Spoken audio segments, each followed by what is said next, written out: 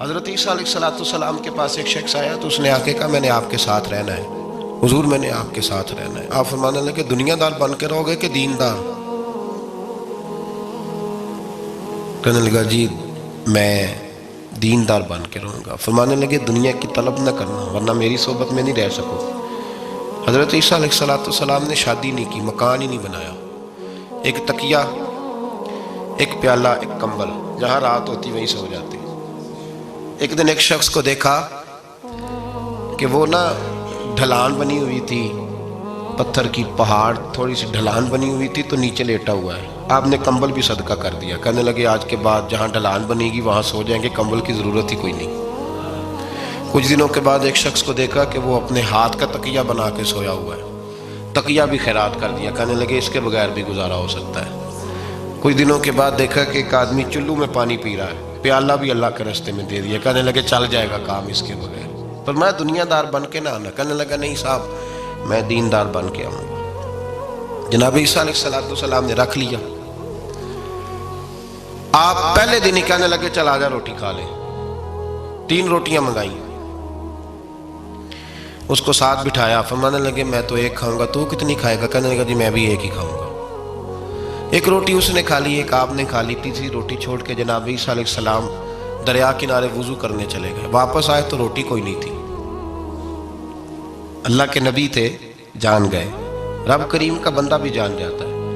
اقبال کہتے ہیں اولیاء کیا ہیں جواسی سلول قلوب، کہتے ہیں رب کے ولی کو ٹٹولا نہ کر، وہ تو دلوں کے حال بھی جانتا ہے۔ انہیں ٹٹولا نہ کر، غبار آلود سمجھ کر حکارت سے نہ دیکھ ان کو، انہی کی ٹھوکروں سے سلطنت بنتی بگڑتی ہے۔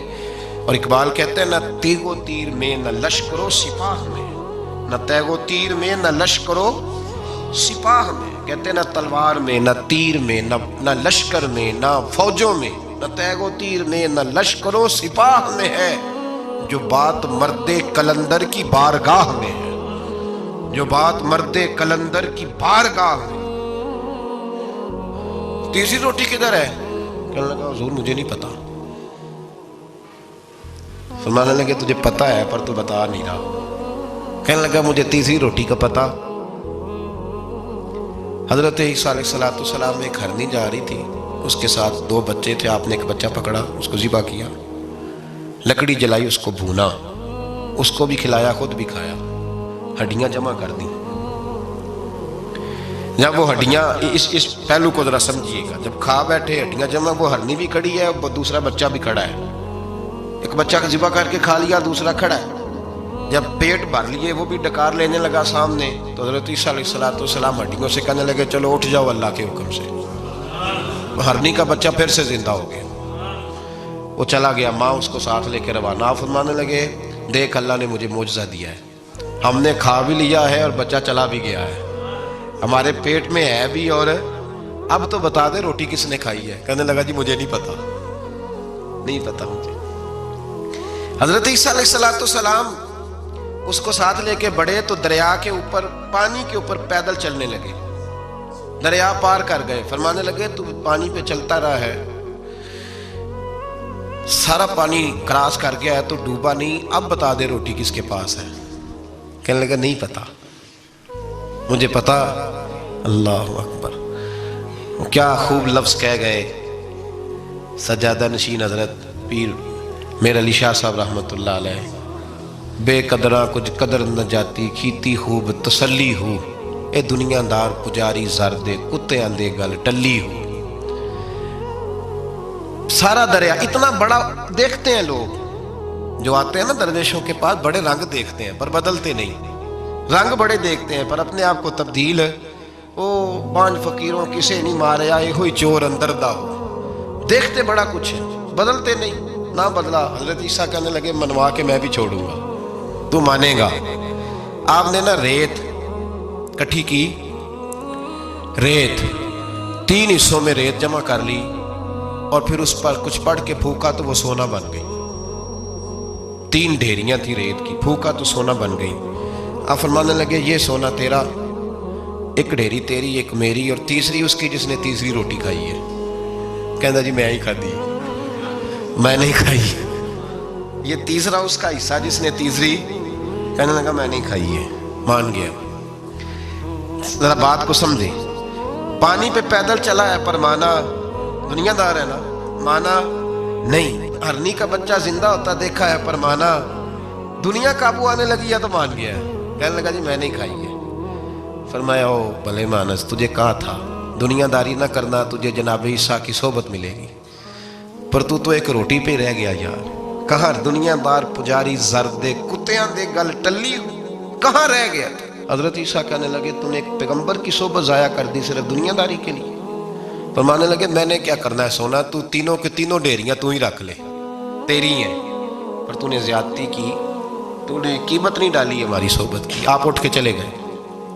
صحرا کا علاقہ تھا، وہ شخص وہیں بیٹھا تھا. ابھی سمیٹ ہی رہا تھا کہ دو ڈاکو آ گئے، تلواریں پکڑی ہوئی ہیں. کہنے لگے چل دوڑ جا، سونا مارا ہے، تو کدھر سے آ گیا؟ منت کی. کہنے لگا چلو مہربانی کرو، 3 حصوں میں ہے، 2 لے لو، ایک تو مجھے دے دو، ایک تو دے دو. منت کرنے لگا. وہ مان گئے. کہنے لگے چلو ٹھیک ہے. دوستی کر لی، نام پتہ پوچھ لیا، گفتگو ہونے لگی. تھوڑی دیر بیٹھے تو ایک دوسرے سے فرینک ہو گئے، بے تکلفی شروع ہوئی. تو کہنے لگے بھوک بڑی لگی ہے، روٹی تو لاؤ. ایک کو بھیجا، ڈاکوؤں میں سے ایک کو بھیجا کھانا لینے، کھانا لینے چلا گیا. اب یہ دونوں پیچھے رہ گئے، ایک وہ روٹی کھانے والا اور ایک ڈاکو. تو آپس میں کہنے لگے یار یہ تیرا پوچھتا ہے وہ روٹی کھانے والا، تیرا اس کے ساتھ کیا تعلق ہے؟ کچھ بھی نہیں، ڈاکو ڈاکو سجن ہے. کہنے لگے ایسے ہی اتنا سونا اسے دے رہے ہو، آتا ہے تو دونوں پکڑ کے مار دیتے ہیں اس کو، اور سونا دونوں آدھا آدھا بانٹتے ہیں. بالکل ٹھیک ہے، میرا کون تھا، چچا کا بیٹا ہے، چھوڑو. ویسے اس دور میں چچا کے بیٹے بھی پکڑ ہی لیتے ہیں اگر کبھی مسئلہ بن جائے تو. چلو جی فیصلہ ہو گیا. اب وہ جو گیا وہ بھی تو دنیا دار تھا نا، اس نے کھانا خریدا تو اس نے کہا میرا کون سا ان سے یرانا ہے. اس نے روٹی میں زہر ڈال دیا. اس نے کہا میں ان کو ماروں گا اور سارے سونے پہ قبضہ کروں گا. حب الدنیا راست من کل خطیہ، ہر برائی کی جڑ ہے. وہ کھانا لے کے آیا، ابھی اس نے رکھا ہی تھا، دونوں نے حملہ کر دیا، پکڑا اور مار ڈالا. وہ مر گیا. اب یہ مزے سے بیٹھ کے روٹی کھانے لگے. سیر ہو کے پیٹ بھر کے روٹی کھائی. چند لمحے گزرے تو دھڑام سے روح پرواز کر گئی. حضرت عیسیٰ 1 گھنٹے کے بعد گزرے. 3 لاشیں پڑی اور سونا ویسے کا ویسا پڑا. ایس ووٹی کئی خامن کیتے، جو کیتا سو کھانا، سونا ویسے کا ویسے پڑا ہے. جناب عیسیٰ علیہ السلام کھڑے ہو کے اپنے حواریوں سے کہنے لگے اس کو کہا تھا تو صحبت حاصل کر، دنیا داری سے بچ. لیکن اس نے دنیا داری کو فوقیت دی، ایک پیغمبر کی صحبت کو فوقیت. آج نقصان یہ ہوا ہے کہ خود مرا ہے اور 2 لاشیں اور بھی اس نے ساتھ کٹھی کر لی. دنیا داری سے بچ جائیں، اس سے بچیں، ضرورت کی حاصل کریں، ضرورت سے زیادہ نہیں. ضرور محنت کریں، جد و جہد، حلال روزی کمائیں اللہ کے راستے میں دینے کے لیے، غریبوں کی مدد کرنے کے لیے ضرور کریں، لیکن اس کو مشن نہ بنائیں. یہ مشن نہیں.